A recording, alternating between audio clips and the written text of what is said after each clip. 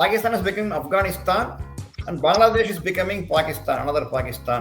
அதனால என் காசை கொடுறா அப்படின்னாலே போதும், வேற ஒண்ணும் பண்ண முடியாது. இவன் நம்ம வீட்டு வாசல்லயே வந்து நின்றுக்கிறான் பிச்சை பாத்திரம் எடுத்துக்கினேன். பாத்தீங்கன்னா அவங்களுமே வந்து இத்தனை போராடி இருந்தாங்க, திடீர்னு வந்து அவங்களுமே கண்டுக்கினாங்க. இந்த பக்கம் நவுந்த உடனே எல்லாம் மறந்துட போறாங்க. நான் யாருன்றது உலகத்துக்கே தெரியும், அவன் யாருன்றதும் உலகத்துக்கே தெரியும். இதை நான் வந்து விசாரணை பண்ணி தான் ப்ரூவ் பண்ணணுமா அப்படின்னா, ஏன்னா பார்டர்ல கிட்டத்தட்ட ஒரு 10-20 கிலோமீட்டர் வரைக்கும் பிடிச்சிட்டாங்க. சிரியால வந்து திடீர்னு ஆட்சி மாற்றம் நடந்திருக்கு இல்லையா? ஆரம்பத்துல அப்படித்தான் பண்ணுவாங்க, அதுக்கப்புறம் போக போகதான் என்ன நடக்குது அப்படின்னு தெரியும். நீ வராத அப்படின்ட்டுனாங்க. அப்போ அந்த பக்கம் இனிமே வந்து எந்தமான டிரான்ஸ்ஃபரும் ஹிஸ்புல்லாவுக்கு இருக்காது. கரண்ட் வேற பாதி பிடிங்கிட்டாங்க. அதுக்கப்புறம்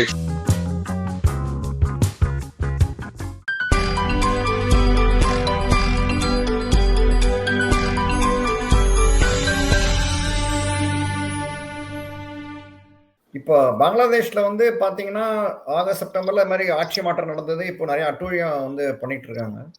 ஸோ இப்போ இந்தியா வந்து மௌனமா வந்து பார்த்துட்டு இருக்காங்க என்ன நடக்கிறது, என்ன பண்ணுவாங்க. பட் சில பேர் சும்மா கொம்பு செய்யிட்டு இருக்காங்க, India should go and invite Bangladesh, ரெண்டா உடைக்கணும் பங்களாதேஷ அப்படின்னு பேசிட்டு இருக்காங்க. ஸோ என்ன மாதிரி பிளான் பண்ணுவாங்கன்னு நினைக்கிறேன். ட்ரம்ப் வந்தாருன்னா என்ன மாதிரி சேஞ்ச் இருக்கும்? வேற இந்த யூனிஸ் வெட்டப்படுவாரா இல்ல வேற ஏதாவது நடக்குமா? என்ன ஃபண்டமெண்டலிஸ்ட் மூவ்மெண்ட்ஸ் நிறைய போயிட்டு இருக்கு அப்படின்றாங்க. அதாவதுங்க என்ன பண்ணணும் அப்படின்றத விட வந்து பண்ணாம இருக்கிறதே பெட்டர் அப்படின்னு நான் நினைப்பேன். என்ன பண்ணாம இருக்கணும் அப்படின்னா, அவங்களுக்கு வந்து கரண்ட் கொடுத்துருக்கிறீங்கல்ல, அதை நிறுத்துங்க. திரிபுரால சொல்லியிருக்காங்க 200 கோடி பாக்கி இருக்குது, ஆனாலும் கரண்ட் நிறுத்ததை பத்தி நாங்க ஒன்னும் டிசிஷன் எடுக்கல அப்படின்னு. அதை நிறுத்துங்க. ஏற்கனவே யூனிஸ் அங்க வந்த உடனேயே வந்து கவர்மெண்ட் ஆஃப் இந்தியால ஒரு கிளாரிபிகேஷன் கொடுத்துட்டாங்க. பிரைவேட் பவர் ப்ரொடியூசர்ஸ் இவங்க வந்து வெளிநாடுகளுக்கு அந்த பவர் இது பண்ணும்போது அதுக்கு பேலன்ஸ் இருந்தது அப்படின்னு சொன்னா நீ யாரையும் கேட்க வேணாம், கரண்ட் நிறுத்திக்காங்க அப்படின்ட்டாங்க. அப்ப அதானி வந்து கிட்டத்தட்ட 50% என்னவோ நிறுத்திட்டார் அப்படின்னு நினைக்கிறேன். முழுசா எப்போ நிறுத்த போறாருன்னு தெரியல. நிறைய பாக்கி இருக்கு. அப்பவே வந்து $840 மில்லியன் டியூ இருந்தது. இப்போ எப்படியும் $1 பில்லியன் ரீச் ஆயிருக்கும். அதனால என் காசை கொடுறா அப்படின்னாலே போதும், வேற ஒண்ணும் பண்ண முடியாது. அது ஒரே நேரத்துல இது சில பேர் கூட நினைக்கலாம், இவ்வளவு பண்ணிருக்கிறாங்க உடனே பண்ணக்கூடாதா அப்படின்னு. அந்த லிவரேஜ் போயிடும். அதாவது கார்னர்டு கேட் அப்படின்னு சொல்லுவாங்க இல்லையா, அந்த மாதிரி ஒரேடியா அது பண்ணக்கூடாது. கொஞ்சம் கொஞ்சமா நம்ம பண்ணணும். இப்ப வந்து நிக்கிறாங்க, ஐயா அரிசி கொடுங்க ஐயா அப்படின்னு கொடுக்கலாம், கொஞ்சோண்டு கொடுக்கலாம். சோ தட் அந்த பிச்சை பாத்திரத்தோட அவங்க காத்துக்கினே நிக்கணும். அண்ணாண்ட பக்கம் பாகிஸ்தான், அவன் ஒரு பக்கம் டூர் போயிருக்கான் பிச்சை பாத்திரம் எடுத்துக்கின்னு. இவன் நம்ம வீட்டு வாசல்லயே வந்து நின்றுக்கிறான் பிச்சை பாத்திரம் எடுத்துக்கின்னு. இதுல வேற சொல்றாரு, நாங்கள் வந்து இதை சேர்த்துக்கொள்வோம் அதை சேர்த்துக்கொள்வோம் கிரேட்டர் பங்களாதேஷ் அப்படின்னு. இந்த பிச்சைக்காரங்களா, உங்களுக்கு இன்னாத்துக்கடா இதெல்லாம் அப்படின்னு. இதெல்லாம் நாம பார்த்து சிரிச்சுட்டு போனோமே தவிர டென்ஷன் ஆகக்கூடாது. இப்போ ஒரு ராஜா என்ன பண்ணாராம், ஒரு நகர்வலம் போய் நிற்கிறாரு. அப்போ வந்து ஒரு பிச்சைக்காரன் அதை குப்பையில படுத்துனுக்கிறான். ராஜாவை பத்தி ஏதோ சொல்லிட்டான். உடனே எல்லாரும் வந்து வாழ எடுத்து சும்மாரு அப்படின்ட்டு வந்துட்டாராம். அப்புறம் வந்தோடனே எல்லாம், என்ன ராஜா உங்களை பத்தி இது மாதிரி சொல்லிட்டான், நீங்க வந்து டேய் அவனே பிச்சைக்காரன் குப்பையில பத்தின்னு என்னை பத்தி ஏதோ சொல்றான். இப்ப நான் வந்து அவனுக்கு சமமா சண்டை போட்டுன்னு இல்ல அவனை வந்து அரசபையில கூட்டு வந்து அவனை வந்து விசாரிச்சு தண்டனை கொடுத்து எனக்கு தானே அசிங்கம். நான் இருக்கிற இடம் என்ன, அவன் இருக்கிற இடம் என்ன, அவனுக்கு சரிசமமா என்ன போய் சண்டை போட சொல்றியா நீ? நான் இந்த பக்கம் நவுந்த உடனே எல்லாம் மறந்துட போறாங்க. நான் யாருன்றது உலகத்துக்கே தெரியும், அவன் யாருன்றதும் உலகத்துக்கே தெரியும். இதை நான் வந்து விசாரணை பண்ணி தான் ப்ரூவ் பண்ணணுமா அப்படின்னா, அந்த மாதிரி நம்ம இதை பத்தி எல்லாம் கவலையே பட வேண்டாம். வேணும்னா பிச்சை பாத்திரம் ஸ்பான்சர் பண்ணலாம். அதுல வந்து இங்க இருக்க அம்பானி அதானி கம்பெனிகள் கூட ஸ்பான்சர் பண்ணிட்டு திஸ் பார்ட் ஆஃப் த பிச்சை பாத்திரம் இஸ் ஸ்பான்சர்ட் பை, நீங்க கூட வேணா ஒரு 10 பிச்சை பாத்திரம் கொடுத்துட்டு ஸ்பான்சர்ட் பை உங்க சேனல் நேம் போட்டுக்கலாம், இல்ல சுவாமி மகேஷ் அப்படின்னு போட்டுக்கலாம். இது ஒண்ணு நம்ம பண்ணலாம். என்ன பண்ணணும் அப்படின்னு கேட்டா, மத்தபடி அது கொஞ்சம் கொஞ்சமா நாசமா போகுதுங்க, சந்தேகமே கிடையாது. கரண்ட் வேற பாதி பிடிங்கிட்டாங்க. அதுக்கப்புறம் எக்ஸ்போர்ட் எல்லாம் இந்த பக்கம் வந்துட்டாங்க. அதுக்கப்புறம் அவங்களுடைய அந்த எக்ஸ்க்ளூசிவ் எக்கனாமிக் ஜோன்னு சொல்லுவாங்க கடல்ல, அங்க வந்து ஆயில் எக்ஸ்ப்ளோரேஷன் கேஸ் எக்ஸ்ப்ளோரேஷன் அப்படின்னு ஏதோ வந்திருந்தது. இப்ப அவங்க எல்லாம் பேக் அடிச்சிட்டானுங்க. ஐயா வானாபா இது வந்து வம்பு நமக்கு எதுக்கு அப்படின்னு. ஏன்னா நம்மளுடைய சப்மரீன்ஸ் எல்லாம் அந்த பக்கம் இப்ப போயிட்டு வந்துட்டு இருக்குதுங்க. அதனால ஆஹாஹா இது எதுக்கு நமக்கு தேவையே இல்லை அப்படின்ட்டு எல்லாம் போட்டானுங்க. இதுல நம்ம கிட்டே இருந்து வந்து அந்த கேஸ் பைப் லைன் ஒண்ணு 99 கிலோமீட்டர் போதுங்க. அது இந்தியாவுக்குள்ள 55, பங்களாதேஷ்ல 44 நினைக்கிறேன். அது வழியா கேஸ் போக இருந்தது. இப்போ வந்து அதை ஸ்கிராப் பண்ணிட்டாங்க. நாங்க வந்து இந்த அம்பாசிடரா ஒரு ஒருத்தன் இருந்தான். அவன் வந்து இங்க பதவி முடிஞ்சோடனே நேரா அங்க போயிட்டு அந்த கேஸ் கம்பெனில போய் ஜாயின் பண்ணிட்டான். அவங்களோட டீல் போட்டுக்கிறாங்க. இப்படி அமெரிக்கால இருந்து பைப் விடுவாங்களா இங்க? அறிவானா இந்த ஆளு? ஏன்னா இவருக்கு காசு கொடுத்துருப்பாங்க, அதனால ஓகேங்க நீங்க விடுங்க அப்படின்னு இருப்பாரு. பக்கத்துல பைப்ல வர கேஸ் உங்களுக்கு சீப்பா இருக்குமா, இல்ல எங்க இருந்தோ டேங்கர்ல கொண்டு வர கேஸ் சீப்பா இருக்குமா? ஏங்க இது நீங்க புதுசா எல்லாம் தெரிஞ்சுக்க வேணாம். யூரோப்ல என்ன செத்து நிக்கிறானுங்க, அதை பார்த்தாவது அறிவானா அவங்களுக்கு?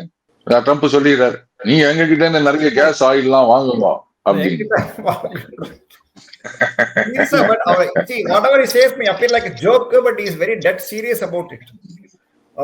Basically is a businessman. நம்ம வந்து அவரை பொட்டஸ்னுவாங்க, president of the United States அப்படின்னு. நான் என்ன சொல்லுவேன்னா சிஇஓ ஆர் சிஎஃப்ஓ அப்படின்னு சொல்லுவேன் நான், ஆஃப் அமெரிக்கா இன்கார்பரேட்டட் அப்படின்னு தான் நான் சொல்லுவேன். அவர் வந்து பிசினஸா தான் பாக்குறாரு. இப்ப இந்த பனாமா கேனல் எடுக்கிறோம் அப்படின்னு சொல்றது, கேனல் இவங்க நேரத்துக்கு போறது கிடையாது. அப்போ எங்களுடைய ஷிப்ஸுக்கு வந்து அந்த டிரான்சிட் ஃபீயை கம்மி பண்ணு. இப்ப கனடா வந்து நீ வந்து எங்களோட சேர்ந்துரு அப்படின்லாம் சில பேர் சொல்லிட்டு இருக்கிறாங்க. வேற ஒண்ணும் இல்லை, அங்கே வந்து எங்களுடைய ப்ராடக்ட்ஸுக்கு வந்து ஒரு ப்ரிஃபரன்ஷியல் ட்ரீட்மெண்ட், மார்க்கெட் ஆக்சஸ் கூட, அந்த ட்ரேட் கேப்பை வந்து ரெடியூஸ் பண்ணு. அதே மாதிரி கிராஸ் பார்டர் அந்த போதை மருந்துகள் வர்றது, இல்லீகல் இமிகிரன்ஸ் வருது, அதெல்லாம் தடுத்து நிறுத்தணும். இல்லைன்னா நான் உன் மேல டாரிஃப். இதுதான், வேற ஒண்ணும் கிடையாது. சோ பங்களாதேஷ் அது கொஞ்சம் கொஞ்சமா, அது பாகிஸ்தானாவது இத்தனை வருஷம் ஆச்சு மண்டியிடுவதற்கு, இவங்களுக்கு வந்து குயிக்காவே முடிஞ்சிடும். அதனால ட்ரம்ப் வந்து எதுவும் பண்ணணும்லாம் அவசியம் கிடையாது, அவருமே எதுவுமே பண்ண வேணாம். இது வந்து நமக்கு நாமே திட்டத்தை ஃபாலோ பண்ணிட்டு இருக்காங்க பங்களாதேஷ், அதனால ஒண்ணுமே பிரச்சனை இல்லை.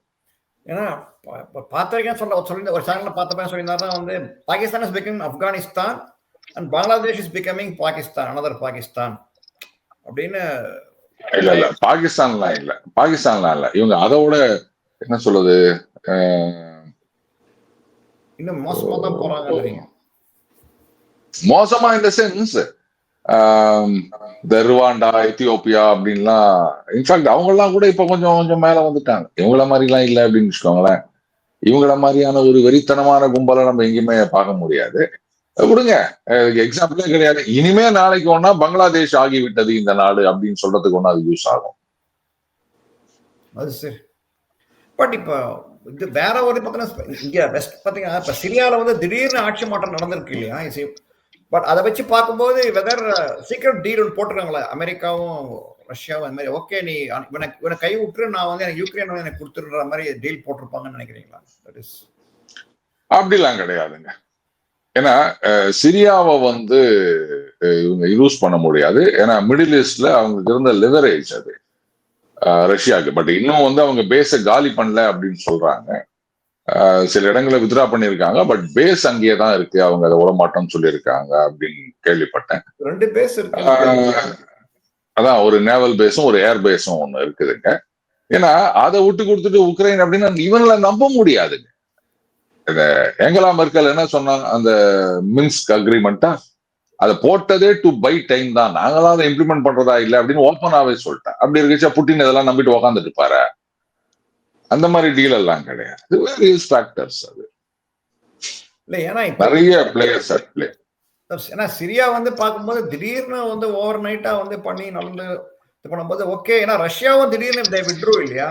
பாத்தீங்கன்னா அவங்களுமே வந்து இத்தனை போராடி இருந்தவங்க திடீர்னு வந்து அவங்களுமே கண்டுக்கினாங்க, ரைட்? அதுவுமே ஒரு ஷாக். இல்ல இல்ல, அதாவது அது எல்லாம் திடீர்னு நடந்தது அப்படின்னு நினைக்கிறாங்க. பட் ஜியோ பாலிட்டிக்ஸ்ல வந்து திடீர்னு எதுவுமே நடக்கிறது கிடையாதுங்க. எல்லாமே ஒரு லாங் டேர்ம் ப்ராசஸ். அதனுடைய ரிசல்ட் நமக்கு பல நேரங்கள்ல மேல நடக்கிறது மட்டும்தான் தெரியுது, கீழே அந்த வேர் டெவலப் ஆகிறதுக்கு எவ்வளவு நாள் எடுக்குன்றது நமக்கு தெரியாதுங்க.